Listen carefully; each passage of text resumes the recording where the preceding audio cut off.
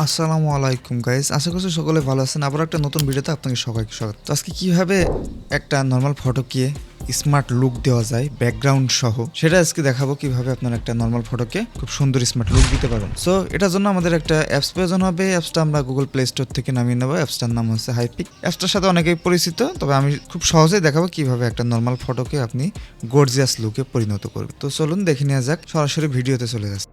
আমাদের সামনে একটা ইম্পোর্ট বাটন আছে, আমরা ইম্পোর্ট বাটনে ট্যাপ করে এখান থেকে আমাদের পছন্দের ফটোটা সিলেক্ট করে নেব। নিচের দিকে আমরা বাটন দেখতে পাচ্ছি কিছু, ফিল্টার, অ্যাডজাস্ট। আমরা অ্যাডজাস্ট বাটনে ক্লিক করব বা অ্যাডজাস্ট অপশনে যাব। এখান থেকে আমাদের ফটোটাকে আমরা রিসাইজ করে নেব।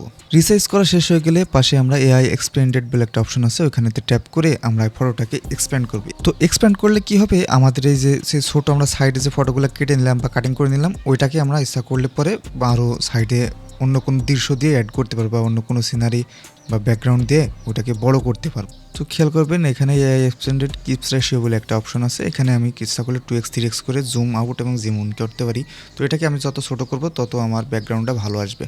সো ফটো কোয়ালিটি ভালো রাখবেন অবশ্যই, তাহলে আপনার পিছনে ব্যাকগ্রাউন্ড ভালো আসবে। তো এখানে একটা প্রম্পট লিখতে হবে, আপনি কী ধরনের ইমেজ তৈরি করতে চাচ্ছেন বা কী ধরনের ব্যাকগ্রাউন্ড চাচ্ছেন, সেই ইমেজ বা সেই ব্যাকগ্রাউন্ড অনুযায়ী প্রম্পট লিখে দেবেন। এখানে প্রম্পট লিখে দেওয়ার পরে এবার আমি জেনারেটেড ক্লিক করব। জেনারেটেড ক্লিক করলে ফটোটা জেনারেট শুরু হয়ে যাবে। আমি যে ধরনের প্রম্পট দিয়েছি ওই ধরনের প্রম্পট অনুযায়ী আমার পিছনের ব্যাকগ্রাউন্ডটা তৈরি হয়ে যাবে এআই এর মাধ্যমে। Generated complete. এখানে আমার সামনে তিনটা ইমেজ আমাকে সাজেস্ট করেছে। আমরা এখানে যে কোনো পছন্দ অনুযায়ী যে কোনো ইমেজ সিলেক্ট করে অ্যাপ্লাই করলে আমার ইমেজ তৈরি হয়ে যাবে বা আমার পিছনের ব্যাকগ্রাউন্ড তৈরি হয়ে যাবে। যদি আপনার পছন্দ না হয়, আপনি এবার এখান থেকে অ্যাপ্লাই করে আবার এক্সপ্যান্ড থেকে আপনি নতুন করে এক্সপ্যান্ড করতে পারবেন। তো আমার ব্যাকগ্রাউন্ডটা পছন্দ হয়নি, আমি আবার এটাকে নতুন করে এক্সপ্যান্ড করব। আমি এটা অ্যাপ্লাই করে আবার নতুন করে এক্সপ্যান্ডে ক্লিক করে এটাকে এক্সপ্যান্ড করে নেব। তো আবার আমি এআই এক্সপ্যান্ডে আসবো, এসে এখানে কিছু প্রম্পট আমি পরিবর্তন করে আবার পুনরায় এক্সপ্যান্ড করব।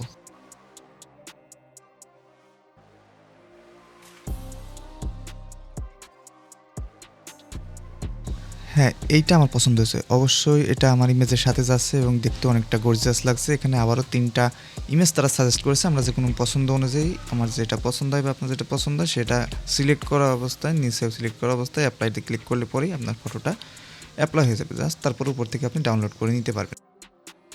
তো আমার এই ইমেজটা পছন্দ হয়েছে, আমি এটাকে অ্যাপ্লাই করে এবার এটাকে আমি ডাউনলোড করে নেব। ডান সাইডে উপরে একদম দেখতে পাচ্ছেন ডাউনলোড বাটন আছে, ওখানে ক্লিক করলে পরে এটা ডাউনলোড হয়ে যাবে। তো এই ছিল আজকের ভিডিওতে। আশা করছি আপনার ভিডিওটি ভালো লেগেছে। যদি ভালো লেগে থাকে তাহলে অবশ্যই চ্যানেলটি সাবস্ক্রাইব করুন এবং পরবর্তী ভিডিওর নোটিফিকেশনের জন্য অবশ্যই চ্যানেলটির নোটিফিকেশন বাটন অন করে রাখুন। সবাই ভালো থাকবেন, সুস্থ থাকবেন। খোদা হাফেজ।